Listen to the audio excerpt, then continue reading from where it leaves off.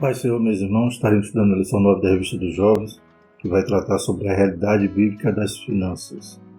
Então, vamos falar hoje sobre a questão do dinheiro, a questão dos recursos financeiros, os quais estamos gerindo sobre a terra, somos mordomos, pois não podemos juntar tesouros na terra, pois a traça, a ferrugem, o ladrão vem e consome. Em contrapartida, devemos juntar tesouros nos céus. Então, tudo que a gente tem aqui na terra é para sermos mordomos, para cuidar, e não podemos colocar o nosso coração nisto. A Bíblia diz que o amor ao dinheiro é a raiz de todos os males. Então, o que a Bíblia fala? Como devemos tratar as nossas finanças, como devemos gerir então, o nosso dinheiro, o nosso recurso, para que venhamos a glorificar o Senhor. Deus abençoe a nossa vida, nos dá bens, nos dá provisão, e nós devemos entender que tudo provém dele e que o que nós temos em nossas mãos deve ser para a glória de Deus. Louvado seja o Senhor, inclusive o dinheiro. A gente vai ver aqui que não é o dinheiro o mal, mas sim o amor ao dinheiro. O texto principal diz: honra o Senhor com a tua fazenda e com as primícias de toda a tua renda. Provérbios 3:9. Resumindo a lição, a forma como tratamos nossas finanças mostram quem está no controle de nossas vidas. Então, estaremos extraindo dessa lição importantes temas referentes às finanças e como nós podemos tratá-la de maneira que venhamos a glorificar a Deus. Os objetivos são mostrar a história e a utilidade do dinheiro, saber a respeito do que Deus pensa sobre o dinheiro e ressaltar a advertência bíblica quanto ao mau uso do dinheiro. O texto se encontra em Deuteronômio 8, 11 e 18 e Mateus 6, 19 e 24. Guarda-te para que te não esqueças do Senhor teu Deus, não guardando os seus mandamentos e seus juízos e os seus estatutos que hoje te ordeno, para que porventura, havendo tu comido e estado farto, e havendo edificado boas casas e habitando-as, e se tiver aumentado as tuas vacas e as tuas ovelhas, e se acrescentar a prata e o ouro, e se multiplicar tudo quanto tens, se não eleve o teu coração, e te esqueças do Senhor teu Deus, que te tirou da terra do Egito, da casa da servidão, e te guiou para aqueles grandes e terrível deserto de serpentes ardentes, e de escorpiões e de secura, em que não havia água, e tirou água para ti da rocha do Seixal, que no deserto te sustentou com maná, que teus pais não conheciam, para te humilhar e para te provar, e para no teu fim te fazer bem. E não digas no teu coração: a minha força e a fortaleza do meu braço me adquiriram este poder. Antes te lembrarás do Senhor, teu Deus, e Ele é o que te dá força para adquirir este poder, para confirmar o teu conserto que jurou aos teus pais, como se vê neste dia. Mateus 6, 19 e 24. Não junteis tesouros na terra, onde a traça e a ferrugem tudo consome, e onde os ladrões minam e roubam. Mas ajuntai tesouros no céu, onde nem a traça nem a ferrugem consome, e onde os ladrões não minam nem roubam. Porque onde estiver o vosso tesouro, aí estará também o vosso coração. A cadeia do corpo são os olhos, de sorte que, se os teus olhos forem bons, todo o teu corpo terá luz. Se, porém, os teus olhos forem maus, o teu corpo será tenebroso. Se, portanto, a luz que em ti há são trevas, quão grandes serão as trevas? Ninguém pode servir a dois senhores, porque ou há de odiar um ou amar o outro, ou se dedicará a um e desprezará o outro. Não podeis servir a Deus e a Mamon. Então, aqui Mamon significa riqueza, esse Deus que muitas das vezes as pessoas idolatram, ou seja, colocam entre ele, entre a pessoa, e a sua adoração a Deus. Então, primeiro vem o dinheiro, primeiro vem muito trabalhar, muito enfado, buscando sempre adquirir mais, ter, como a gente vive nessa sociedade que prioriza o ter em lugar do ser. Priorizar o dinheiro, o amor ao dinheiro e ocupar todo o nosso ser, todo o nosso tempo, toda a nossa disposição e vigor somente para adquiri-lo, achando que isso vai nos dar segurança. Então, de forma alguma, esses tesouros na terra estão seguros. Não são facilmente minados, né, consumidos, e quando a pessoa parte para a eternidade, ela nada pode levar, né? Como diz em 1 Timóteo 6,7, né? Pois nada trouxemos para este mundo e dele nada podemos levar. Por isso, tendo que comer e com que nos vestir, estejamos com isso satisfeitos.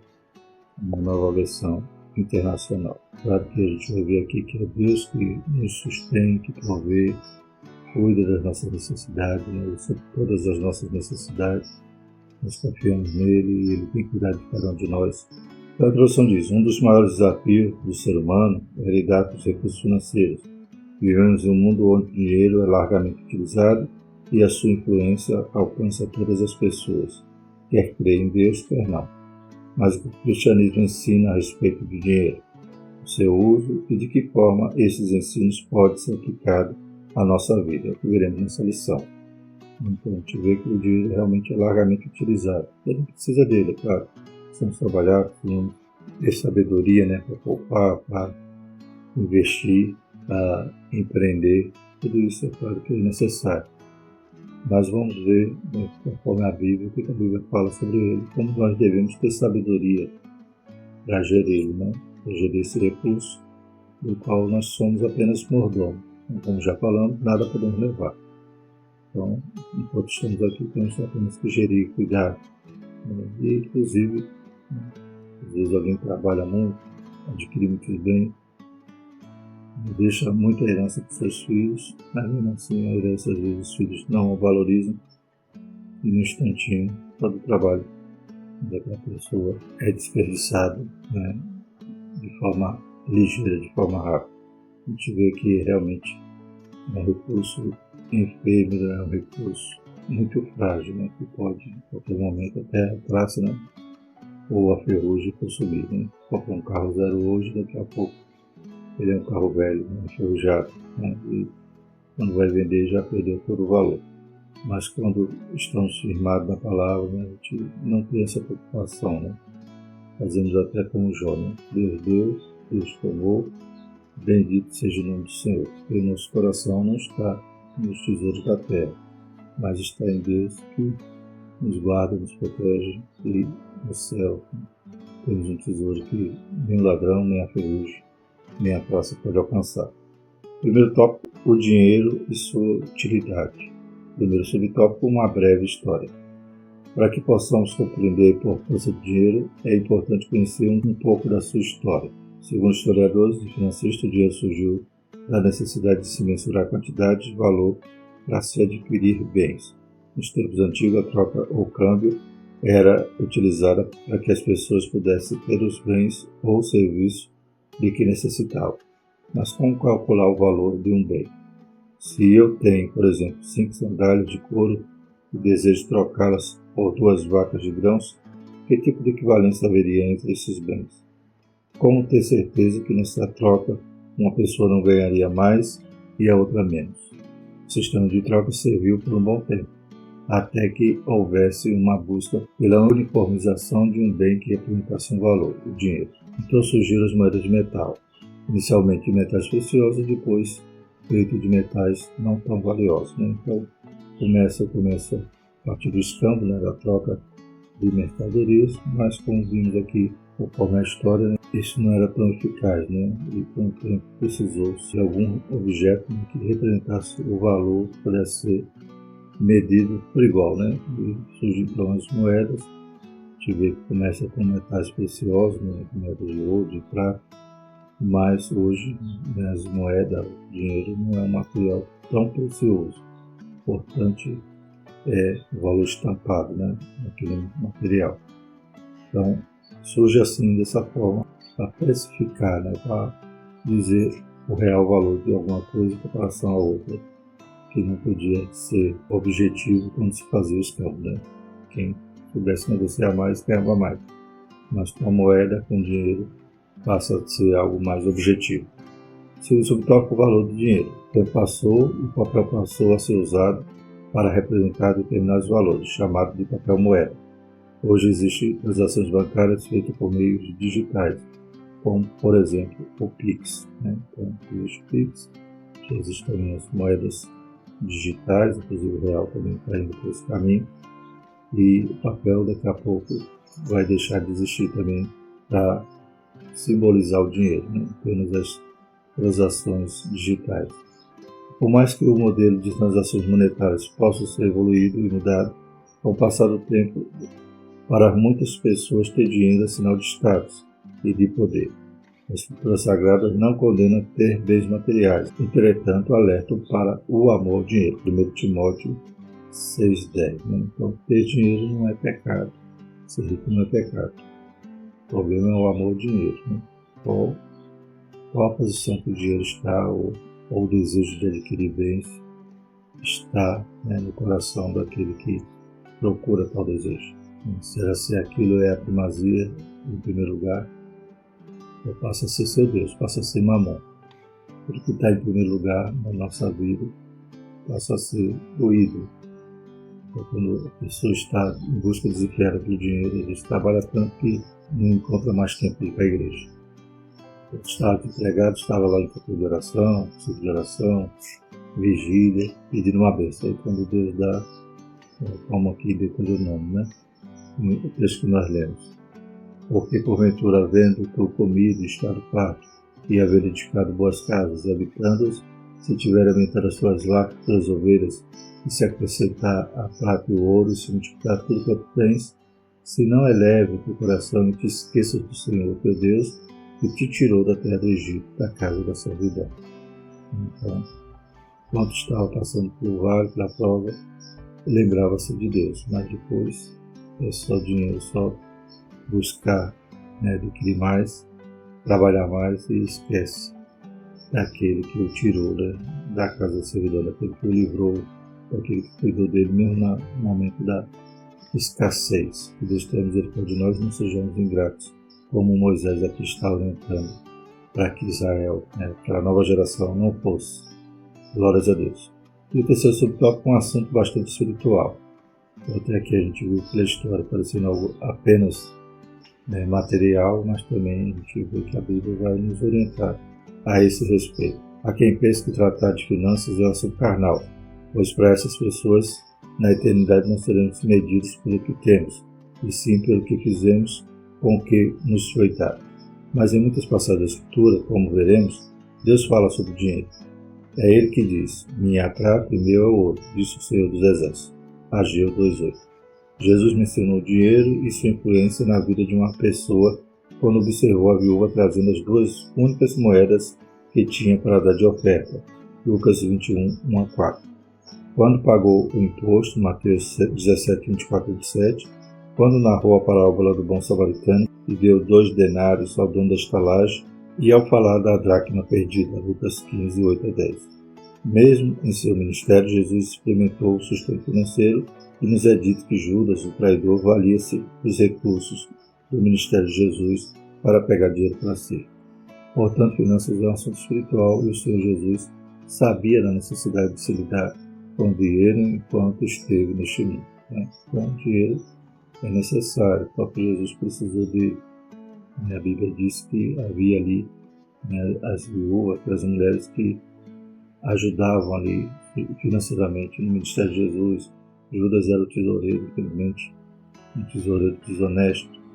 Né? A gente vê que Jesus menciona a questão da relação, né, das pessoas com o dinheiro, quando fala da viúva, quando fala do imposto, né, de a César que é de César, a Deus que é de Deus. E o dinheiro era necessário para esse sustento, o sustento até do ministério de Jesus, como hoje também frequentamos igrejas que existem custos. Há o custo do mobiliário, do som, da luz, da água, dos zeladores, né? Então tudo necessita de dinheiro. Então achar que o dinheiro é tão pecaminoso que a gente não pode tratá-lo, não é verdade. Pois a própria Bíblia, né, vai tratar desse tema. Como vimos aqui e continuaremos vendo na lição. O segundo tópico fala sobre Deus e o dinheiro. O primeiro subtópico, os dízimos. O assunto dos dízimos era tratado em Israel com naturalidade, como uma forma de os judeus reconhecerem o poder de Deus e o sustento divino em suas vidas. Os dízimos eram trazidos pelos hebreus e serviam para custear os elementos utilizados no culto e os levitas. Ele antecede a lei de Moisés, pois Abraão, após vir de uma guerra, entregou o dízimo a Melquisedeque. Hebreus 7, 1 e 2. Então, o dízimo para os judeus não era um tabu, era algo normal, não fazia parte da lei, fazia parte da cultura e também, como vimos aqui, até antes da lei. Abraão dizimou, a lei só vem depois de mais de 400 anos, com Moisés, mas antes disso, Abraão dizimou, Jacó também, ele faz o voto ao Senhor, dizendo que se Deus fosse com ele, desse pão para comer, desse roupa para vestir, e o trouxesse em paz, e tudo que o Senhor desse a ele, ele daria o dízimo. Então a gente vê que o dízimo já era uma prática, né, devocional, de quem entendia que Deus dava, e ele então entregava uma parte para Deus, né, para ser utilizada ali em prol do seu reino. Né. Normalmente se entregava a um sacerdote, como no dia de Abraão, pegou a Melquisedeque. A Bíblia não diz a quem Jacó entregou o dízimo, mas se ele voltou, certamente ele cumpriu. Glórias a Deus. Ele tinha esse objetivo, né, de reconhecer o que Deus fez e também custear alguma obra que seria feita, né, em prol desse Deus.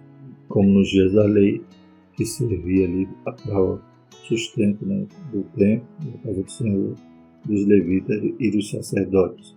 Os levitas não tinham herança, não tinham terra para arar, né? Eles viviam, né, do que o povo contribuía, né? Eles recebiam ali então o sustento, né, na casa do Senhor, como também os sacerdotes. Lamentavelmente há em nossos dias quem insiste em dizer que os dízimos são contribuições para serem feitas pelos judeus na antiga aliança e que na nova aliança os dízimos foram abolidos. Curiosamente, essas pessoas não excluem de suas vidas os textos da antiga aliança que falem de bênçãos, vitórias ou de que Deus estará presente com eles. Para tais, Deus é o Senhor de toda a provisão, mas não é o que repreende o seu povo quando esse deixa de dizimar.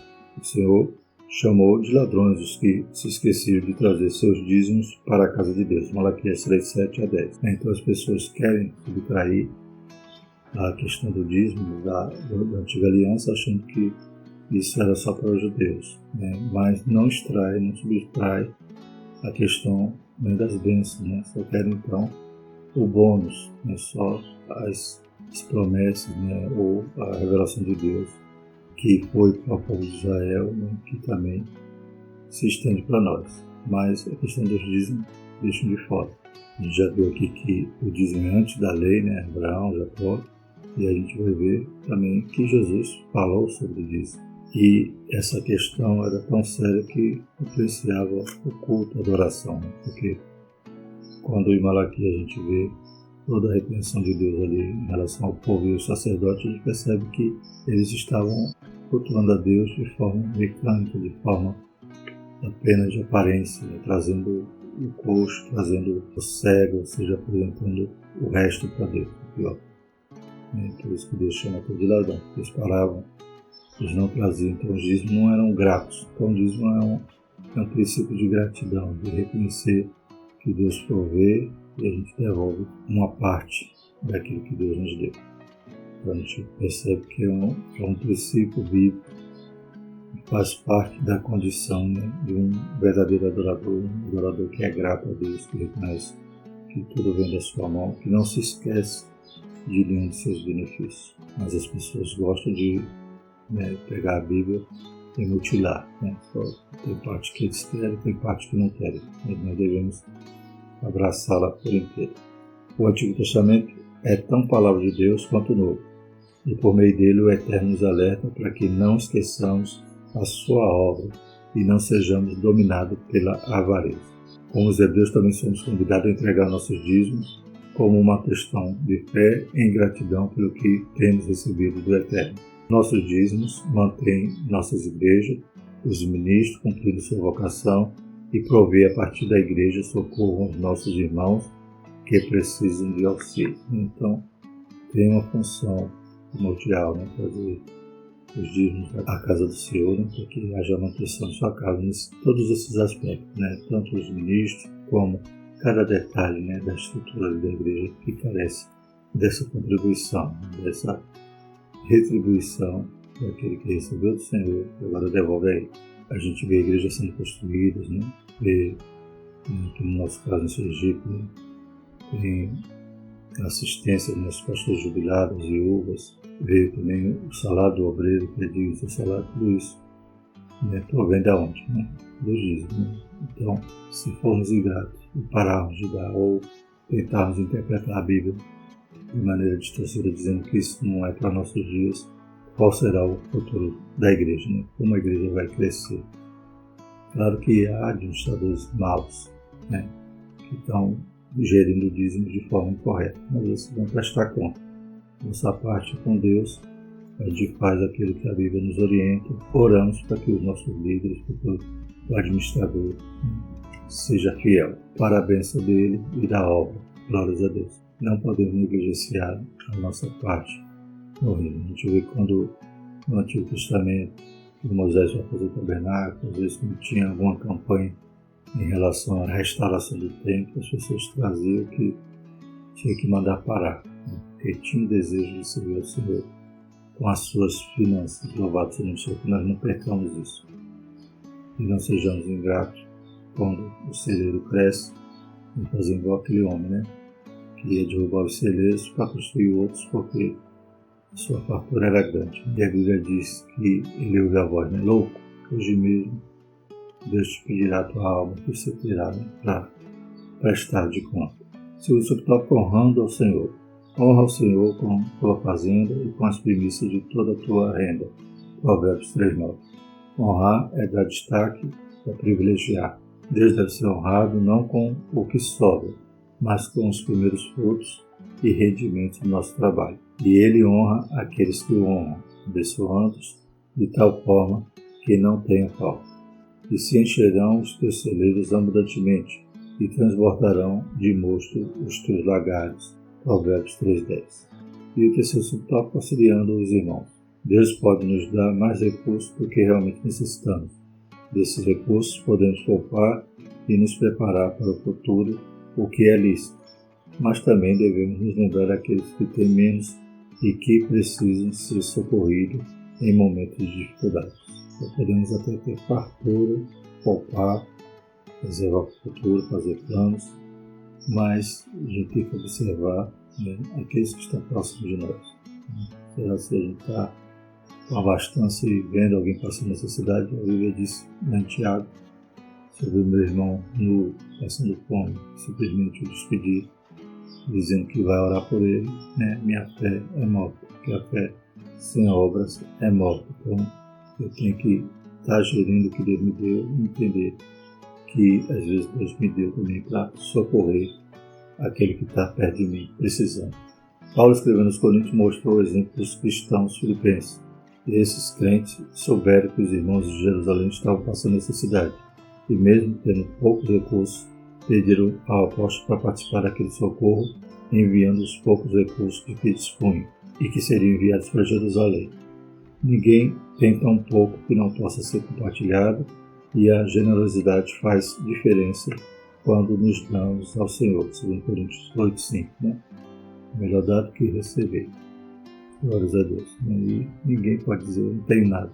Deus tem provido, Deus tem dado, suprido as necessidades. Sempre a gente vai ter algo para socorrer o outro, né? Sempre digo, não existe povo pobre, igreja pobre. Não, a igreja de Deus, ela é rica, porque Deus é o dono da prata. É Ele que nos abençoa, louvado seja o Senhor. E se tem alguém passando necessidade, quando tem uma campanha social, né? A gente não pode se isentar de contribuir e dizer que não tem.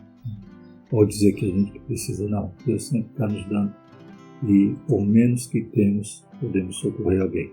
A gente vê em nossos dias, né, as campanhas estão sendo feitas para ajudar o Rio Grande do Sul, né? Então, eles podem até dizer que não tem, pois a água levou tudo, não tem mais casa, não tem, falta dignidade, falta até o trabalho, né? Até os recursos produtivos que eles tinham, perder. Eles estão passando humilhação, esperando uma doação. Então, que nós possamos nos mover também de íntima compaixão, como Deus fazia, como Jesus fez em seu ministério e socorria aquele que estava sofrendo. Terceiro tópico, advertência contra o mau uso do dinheiro.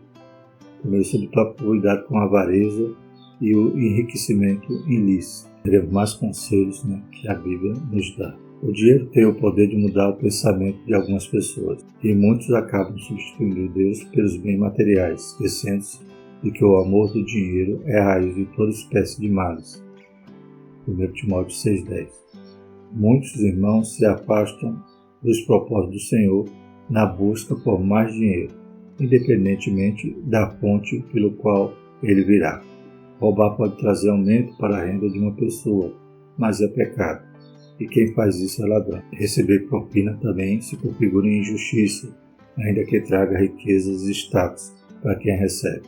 Deixar de pagar um funcionário que trabalhou é um ato condenado na lei de Moisés, Levítico 19:13. Portanto, a avareza não pode fazer parte da vida de quem serve a Deus. Então, talvez alguém até enriqueça com essas práticas, mas são práticas ilícitas e Deus condena todas elas. Deus condena a justiça, Deus condena o maltrato aos pobres, aos empregados, como acontecia aqui na lei, e os profetas, muitas vezes denunciados pelos pecados por toda a história de Israel. Israel pagou um alto preço por causa dos seus pecados. Então, ainda que há caminhos para o homem que parecem bons, o final é caminho de morte. Então, que vigiemos e busquemos, sim, produzir, galgar, até alguma posição financeira, profissional, mas com honestidade, debaixo da direção de Deus. E se Deus der 1, 5 ou 10 talentos, que possamos entender que o talento é dele, devemos granjear para ele. Nos tempos antigos, os povos no estorno de Israel aceitavam que pecados sexuais fossem aceitos como oferendas, mas Deus rejeitou tais costumes. Não permita que o salário pago à prostituta ou prostituto por qualquer voto seja trazido à casa do seu Deus, porque uma e outra coisa são igualmente abomináveis ao Senhor, seu Deus. Deuteronômio 23:18, na Nova Almeida atualizada. O princípio aqui é que Deus aceita somente o fruto das finanças de um trabalho honesto e agradável a Ele. Para o Senhor, a forma como trabalhamos para obter nossos recursos faz diferença. Então, Deus não quer dinheiro de propina, dinheiro de político corrupto, dinheiro de prostituição, dinheiro de pornografia, nada disso. Deus prefere as moedinhas da viúva, que foi dada com coração, com honestidade, aleluia, e não era o sobejo, mas sim aquilo que ela podia, tudo que ela podia dar, ela estava dando ali, e Deus recebe aquela oferta. Glória a Deus, não é quantidade, é a qualidade, é a fonte fiel, que proveu aquele recurso. Segundo subtópico, não seja fiador de ninguém. Mais conselhos sobre o dinheiro. Uma das mais sérias advertências que a palavra de Deus nos dá é para que não sejamos fiadores de ninguém. Ser fiador é garantir que a dívida de outra pessoa seja paga com os nossos recursos, e isso é temerário. Provérbios 6, 1-4. Se por um lado podemos passar por problemas financeiros advindo de escolhas mal feitas e impensadas por nós, quando nos tornamos fiadores, estamos comprando a dívida de outra pessoa. Então a gente já erra tanto com as nossas próprias finanças.